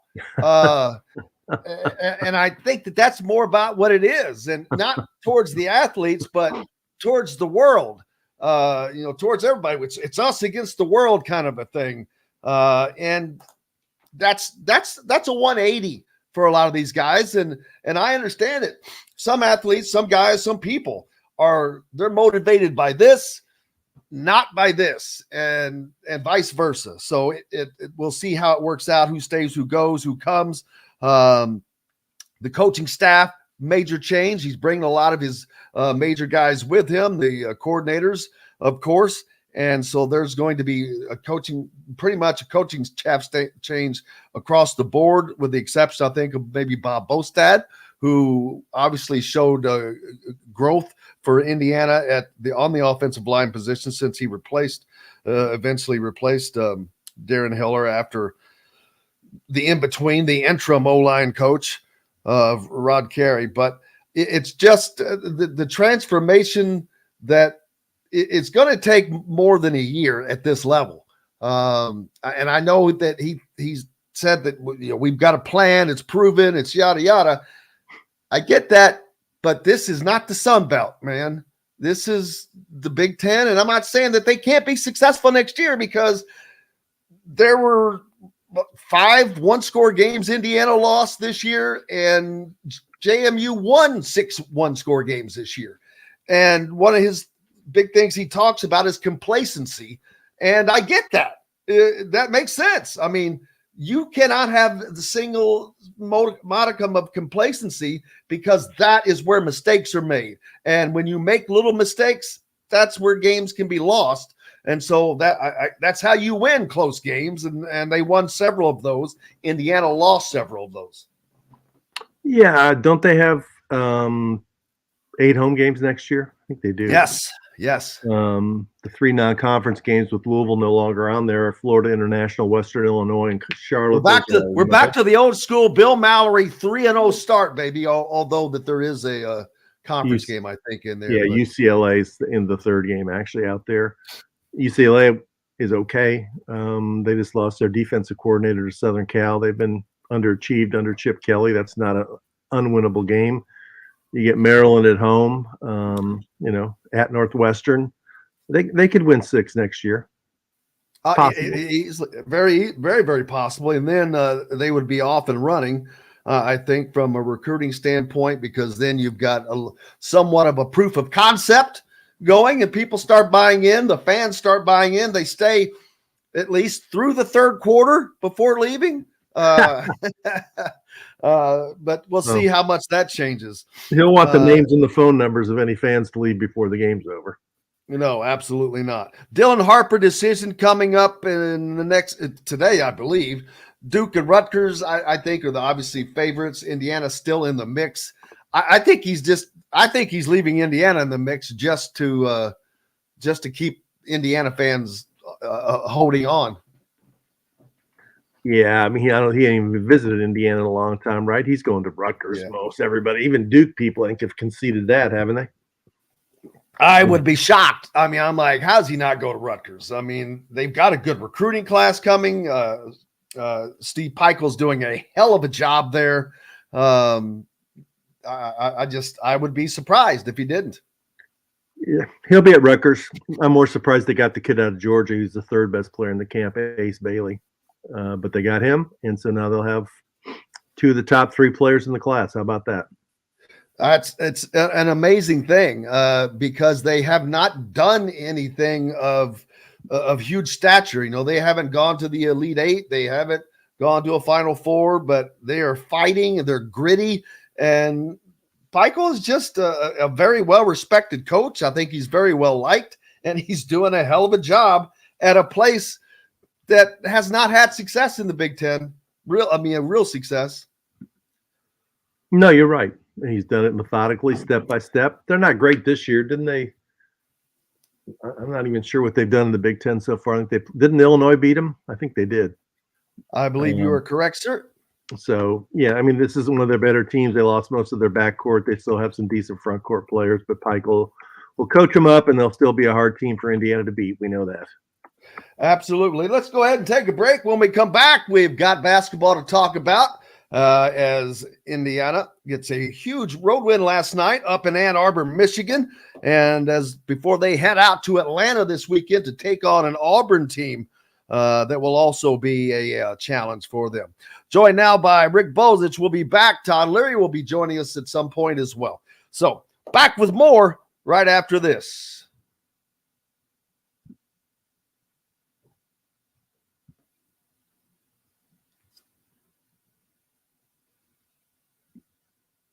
This producing stuff sucks. Where's John? Having to work on a different show, which I won't say the name of. Okay. Oh, gotcha. Are you going anywhere this weekend? I don't think so. Indiana's in Atlanta. I'm not going. Louisville's in Chicago. I'm not going. And Kentucky's in Philadelphia, so I'm not going. I'll be home. Lucky.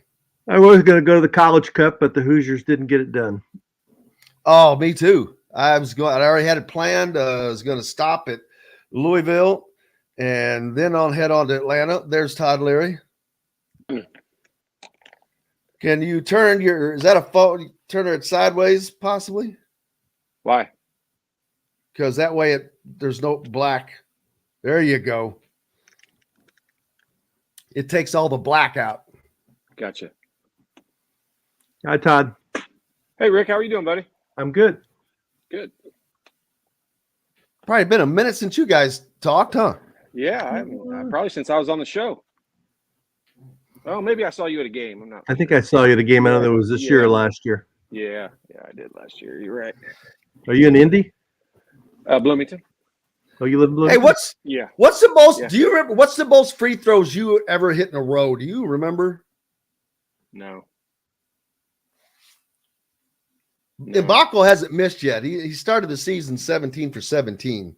Yeah. Cubs hadn't missed either. Yeah. Well, what's he hit? Like 6 5? for 6. 6 for 6, I think. 6 for 6, so they're 23 for 23. That's better than Trey Galloway going 3 of 6. Sparks being 3 for 15. Oh, now he's 4 for 17, 16, 4 for 16. Galloway's 14 for 25, 56%. That's unbelievable. 13% on threes, 3 for 22. Oh, I lost everybody. Oh, we're here. Sparks. Yeah, he hit 2 in a row last night. I was watching. I go, man, I said, I would bet you almost anything in the world you want to bet he can't hit this free throw. Zipped it. Next one, zip that one too. We never left. You guys hear me? Did you lose this? Yeah. Yeah. Yes. Oh, you know what? I got. All right. We're probably about due to come back. I'm producing this thing today, so I got to keep my own time. That's scary. Perfect. All right. Here we go. I know. Tell me about it. All right. Here we go. Welcome back, Indiana Sports Beat, here on this Wednesday. It's December 6th. We're deep into the holiday season. Indiana gets a big gift last night. They earned it. Big win up in Ann Arbor over Michigan as they go 2-0 in the early portion of this Big Ten season. Now they back on the road out of conference and take on an Auburn team this Saturday, then a big game next weekend against number 2 Kansas. Todd Leary joins us now along with Rick Bozich from WDRB.com. Guys, thanks a lot again for being with us. Todd, how are you, sir? I'm doing terrific. Thanks for having me. Absolutely. A big win for Indiana. You know, anytime you go on the road in conference and get a win like that, it's huge, but especially starting the season out 2-0 gives you a little bit more confidence. You get more confidence each and every game, each and every win specifically. Yeah, road wins, you hear every coach and every player talk about how difficult they are to get. And you even hear Coach Painter talk about to win the Big Ten, you have to win all your home games and try to steal 4 or 5 on the road. And that generally will get you at the top of the Big Ten. And be able to steal one and start out, this. I was trying to look back. I just didn't start and prepare in time, but I don't remember the last time Indiana won both games in prior to January when they started doing these early games. But I know it's been a while because they've had the opportunity a few times, and I know we didn't do it. So it's a big deal. Like to not play your best. It isn't like they had some miracle, somebody threw in 9 3-pointers and we won kind of on a fluke. Like they won by just grinding it out and battling and hanging around, and they made shots when they needed to, and it could have been a lot easier. It also could have ended up as a loss. So it's a big time step for them to win this game on the road this early.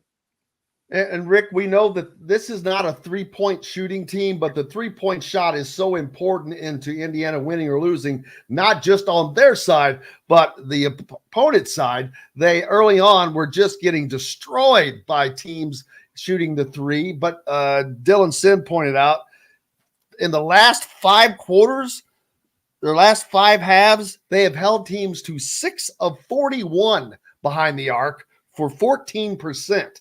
Last night it was Michigan going 4 of 17. That has become a huge difference. Indiana 3 of 9. It's okay. It's acceptable. It's what you'll take. I know Todd will say, like to see 6 or 7 because that could be the difference in winning games or bigger games or not. But keeping these teams down, if they can continue to do this, Rick, is going to be gigantic because last night they outscored Michigan 52-28 in the paint. Yeah, first to Todd's points, the first time since 2019 they won their first 2 games. Romeo's year, they beat Northwestern and Penn State on the road, Northwestern at home that season, and the Northwestern game was nip and tuck. Secondly, the improvement in 3-point defense has been very striking. They could have lost the Florida Gulf Coast game because they gave up too many threes. They could have lost the Army game because they gave up too many threes. They let guys come into Assembly Hall and get comfortable shooting those shots. And they've cleaned it up, gotten better at it, still have work to do, but it has been an improvement. I don't think this is ever going to be a good 3-point shooting team, but they have to be a strategic 3-point shooting team, identify the 2 or 3 guys that can make them and get them some occasional shots. I think Mbako is the number 1 candidate to become a guy who can become a good 3-point shooter. We've seen that because he's such a good free throw shooter. Usually if a guy's 17 from 17 of the line, I think he can make threes. They just got to get him the shots. I'll get to that point here in a second because Todd was the guy who said that early in the season. But Todd, what has been the difference defensively for Indiana shutting down these 3-point shots that they were just getting killed by average teams? I mean, you want me to give you my honest opinion is they're playing teams that don't shoot as well. I mean, I guess I've said all along, Indiana needs to be able to make 6 to 9 3-pointers to be able to go win games against good teams. And when I mean like the good team, the good teams that are out there, you've got to be able to make 6 to 9 3-pointers to be able to win those games. Now, I guess the caveat to that is if you're playing a team that's only going to make 4, you can get away with only making 3. And that's where they've kind of been, with the game. Maryland's, I don't think anyone would classify them as a good outside shooting team. I don't think anyone would classify Michigan as a good outside shooting team either. So I think when you look at both of those 2 games, they kind of fit with what you would expect out of them. I think Indiana's defense will get more comfortable together. The rotations will seem better throughout the year. I wasn't overly alarmed with the 3-pointers that were given up. It's all of us that sit here and all the other guys that do podcasts. And when a team makes a bunch of shots, they say your defense wasn't good enough. And when the team misses a bunch of shots, we'd have had a totally different conversation if Michigan would have shot 9 for 17 from the 3-point line last night. And it isn't like our defense was that much different. They just missed them. They're not great shooters. And most teams don't have great shooters. I mean, I think that's what separates teams like Florida Atlantic and makes teams that are a little bit undersized like them be capable of beating teams that are really good teams because they've got 5 guys on the floor or 4 guys on the floor a lot of times that can spread the floor out and make shots. And then on the shooting side of things, Mackenzie Mbako has started to slowly come around. He just looks more comfortable. At the free throw line, that dude he hasn't missed. He started the season 17 for 17 which is pretty damn good because it just takes that momentary lapse of concentration to not, no matter how great you are, he has just been money when it comes to shooting free throws, which shows you have to be a pretty damn good shooter. Yeah. I mean, when he misses 3 on Auburn, we're going to take the blame for that.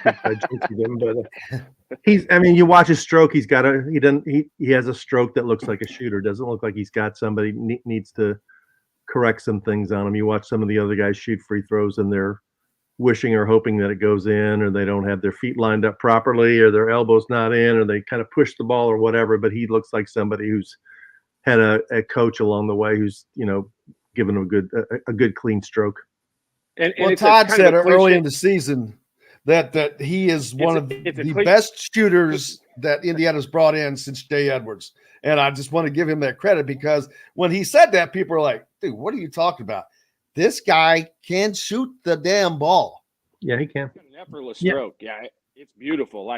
Everything he does is mechanically sound and correct, and you can get away with having some flaws in your shot as long as you have good hand-eye coordination and you repeat it and you shoot it the same way all the time. But he's not that guy. He's like a Pat Graham type form. He has perfect technique, and one of the things I think Indiana should really focus on with him. It's a cliche statement, but you hear people say all the time, once a shooter sees the ball go through the basket, their confidence tends to, or definitely increases. And I think Mbako's a guy we need to try to get to the free throw line earlier in games, because he's obviously confident from the free throw line. Just seeing that ball go through could make his other shots easier. And I've always said this, that when I coached AAU guys, and even guys that are really good shooters, and this is a little hypocritical coming from me, but I would always say, try not to make your first shot a 3-pointer.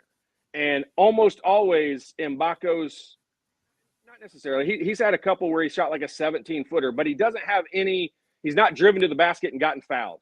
Free throws have not been his first points that he scored in a game. And I think that could be a benefit to him in the future, trying to get himself to the free throw line, because he's obviously money once he gets there. And just seeing that ball go in the basket, just for whatever reason, it makes guys more confident. And the guard play, Indiana is doing this without having elite guard play right now. Xavier Johnson out with an injury. You've got Gabe Cupps pushed up to play a lot more minutes than he was expected to play right now. And then Trey Galloway, which is a hybrid 2. He's not really a solid 2, but he's providing the play they need. Indiana getting most of their production from their 3 big guys, but the bench has been tremendous. Anthony Walker has been solid all year long. CJ Gunn getting a little bit better. Caleb Banks, I still love what his improvement keeps coming around. Even Peyton Sparks, as bad as he is at the free throw line, he's still giving something positive to that team. Todd? Yeah. I mean, I've dominated the conversation, so I apologize to Rick. I haven't given him much time on there. But Indiana being 11 of 18 from the field from guys off the bench, 28 points, and that's out of 4 players. I mean, they only played 9 guys last night, and everybody that came in scored at least 6 points. Like I said, they were 11 for 18. Two of the 3 3-pointers Indiana made came from the bench. If you can get that kind of play, I mean, I'd argue yesterday was CJ Gunn's best all-around game in an Indiana uniform. I mean, he was just as good defensively as he was offensively. Got himself involved in some big rebounds and a couple of help situations that I think this is his highlight film from a defensive standpoint. And he's a shooter. I mean, he's a scorer. He's got to make more for sure. But that's my point on the bench. I think the bench was just obviously gigantic last night. The thing I didn't think I'd be saying at this point right now is they have got to have more out of Gabe Cupps. If Xavier is going to be out for 2-3 weeks or the whole month of December, whatever it might be, they've got to have more out of that position. And I understand he's a freshman and he's processing and he's trying to control offense in the situation, but but he's also got to look to score a little bit more. He is not incapable of scoring. He is a very capable scorer, and that I think someone needs to pull him aside and say, hey, look, we need some production. We just don't want you to not make mistakes. We need production. And he's capable of doing that. He's probably the third or fourth best shooter on this basketball team. And from that perspective, he's got to understand that and recognize it. And when he's open, he's got to take shots. Yeah, Rick, there looks like a bunch of times where there are opportunities, and whether it's Trey Galloway or Gabe Cupps, they are just taking another pass instead of taking the shot. I think Cupps is such a team-oriented guy. Coach's son been brought up that way, that his whole mindset is, my job is to get everybody else going and get everybody else productive and get them the ball in the spots where they can be successful. And then if nothing else is there and I have to be the one that shoots, I will. But I agree with Todd. He's going to have to score a little bit. He has to look at the basket. You can't be a guy that the other team on defense doesn't have to worry about at all, because that makes it much easier for the team that's playing defense. And we know he's capable of doing it, but he's sort of like a game manager and quarterback right now. He's not trying to do anything but hit the 5-yard pass. Occasionally he can go and try and make a play. And I agree with him also on CJ Gunn. I mean, I've been waiting for CJ Gunn to make shots. He made shots in high school at a decent level. I think a game like last night should give him a tremendous amount of confidence because he was good on both ends of the floor. He's been good on defense all the way along. And last night he had those 2 steals that Indiana failed to convert that I thought were really going to damage their opportunity to win the game. But for his size, he's very quick. He can guard multiple positions. He can be a very, very, very helpful piece off the bench. Next up, Indiana hits the road to Atlanta to take on an Auburn team that's going to be another challenge outside of the conference, which will be a different type of play, different type of game. But Indiana has confidence right now, Todd, and they, unlike going to New York, they probably weren't that confident. They had average teams that were barely almost beat them, that they were struggling with defending the 3. That's not the case now. I think that they're going there with a ton of confidence, and this is a game that they can come back home as easily with a win as they can a loss. Well, this is a good the scheduling, I think, has just worked out good for Indiana to play a team like Auburn right now, because it's going to be different from anyone they've played so far. This is going to be full court press, whether it's one-on-one or trapping before they even get to half-court line. It's going to be full court in your face the whole game, the whole time. And they are trying to make the game go as fast as possible. They're going to come down and sometimes shoot quickly. They're going to come down and take the first driving opportunity that they have. And this is a game that I think will benefit Indiana down the road. There's not too many teams like the way that they play in the Big Ten, but there are some players like that. Terrence Shannon from Illinois is a player that's always downhill going to the basket. That's what they're going to see in this game. So how they're able to defend that, how they're able to handle the pressure is going to be a big deal.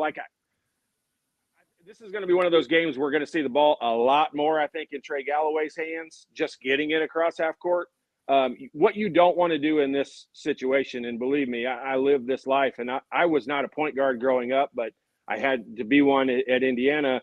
And you don't want to throw Gabe Cupps the ball and everybody run down to the other end and expect Gabe to get it up the floor, because that's not going to be successful. He's going to be, either so worn out by the time, and he's a great ball handler, but that's just a hard job to do when you've got guys that are pressuring you for 40 minutes. And that's what Auburn builds their whole team around, is that full court pressure and going at you a million miles an hour. And so it's going to be an interesting game. Nothing like, I think, what we've seen so far. Indiana could come out of this and score 110 points. They could come out of this and score 50. Like it's a different kind of game than they've played so far. And Rick, going in a game against a defense like that, how much do you think it's going to help having guys like Kel'el Ware and Malik Renew, who have just been shown to be really good passers this year, as well as scorers and defenders? But Malik is number 3 on the team in assists right now at 2.8 per game, which is pretty good for a big man. Yeah, it'll be helpful in Todd said, Auburn is going to be the team that throws the punch. You can be sure of that. They're super aggressive. They play fast. I just looked their stats up. They're like 15th, I think, or so. And their average time of possession is 15 seconds. I think they're ranked 30th in the country in pace of play. So they're going to play fast. They're going to be aggressive. They're going to press. They're going to get in the passing lane. And they got Johnny Broom, the transfer from Morehead State, who plays center, and he's really a shot blocker. He's a fairly physical guy, so he's going to try and I'm sure get physical with Ware. I'm sure Bruce Pearl's going to say just mix it up and there mix it up with him. So match their certain that'll well. It's a team, good team. Better teams. There's Joe and was the kid name was Jalen Smith. Maybe was the second pick in the draft. I don't think he has any guys on this team. It's the same style, 6'3" to 6'5" guys. Change are always going to be coming at you. I know, Todd. You're when it comes to football, you can't be very happy. Georgia getting booted from one out of the college football playoffs, man. Rough week around this household, yeah. You're a Georgia football fan? Well, yeah, yes. My better half. Yes, was Georgia. Oh, okay. Went to Georgia, so yeah, we did not have a great weekend. Not to mention, I had shingles in my eye, and I had to go to Dr. Jay Reynolds yesterday. Thankfully was working me in. I got a tooth pulled yesterday, so it's been a hell of a week for me. Wow. Man. It has been a rough one. And Rick, let's see what Louisville didn't win the game, their ACC championship game, but it still didn't work out like they thought. They thought if they lost, they were going to be in better shape and get to play in the Orange Bowl, but it didn't work out because Florida State may or may not have gotten screwed. It depends on how you look at that and who has an opinion on that. But I think that they kind of did get screwed, to be honest with you, because they're going to have their backup quarterback back. But they're going to do whatever the hell they want to do. They got Indiana. They got Indiana. I'm going to San Diego to watch a little. Life isn't all bad. Well, man, I can't thank both you guys enough. Todd, we will see you again on Saturday after the Indiana game. So looking forward to that. And Rick, we will see you next week, if not somewhere in between. I'll see you next Wednesday, and then I'm coming up for the Kansas game, so I'll see you in person then. Perfect. Thank you guys both so much. Todd Leary, Rick Bozich. See you, Rick. Bye-bye. Make sure you're giving Rick a follow, WDRB.com. And big thanks to both of those guys for stepping in here with us to talk about what's been going on and in the world of Indiana basketball, football, as well as the Big Ten. And coming up this weekend, a lot of good games, and we will be there to cover it. We are heading to Atlanta to cover that. We'll be doing the postgame show from Atlanta, and Todd will be at Hoosier Hanks East. So if you want to head over there, if you're in Bloomington, head over there and watch the game with him. He'll be there. So you can do that. Trying to quickly pull up the schedule for tonight to see any games that I just can't miss. Kansas has Kansas City. I didn't know they even had a team. Are they playing against the old Royals? North Carolina, that was last night, wasn't it? At UConn. Those are the scores. UConn blast North Carolina 87-76. So UConn, you want to talk about a team is not getting the respect I think they deserve. They're the freaking reigning national champion, and they just nobody wants to put them up. And maybe that's good for them. I guess we'll see. But games on the docket for tonight.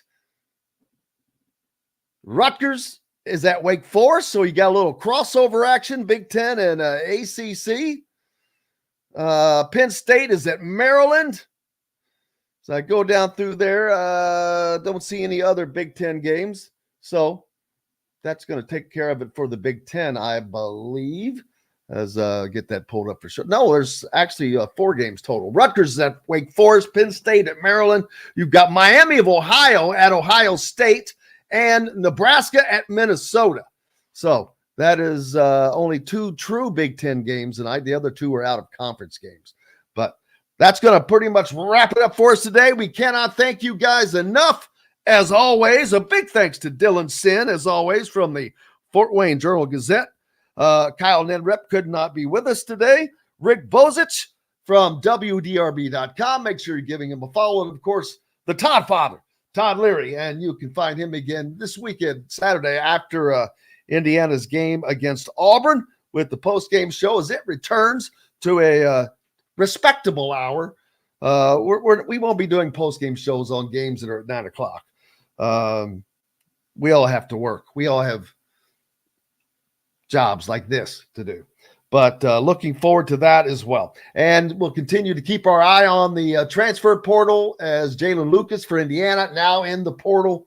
And whether or not he comes back or not, we'll see how that works out. But until tomorrow, looking forward to that when, of course, always a great lineup on Thursdays as well. Stephen Bardo expected to be with us. He was on the call of last night's game, so looking forward to talking to him about that. Tyler Smith from the Hoosier.com. He was up in Ann Arbor as well. Kristen Airy from the Pacers.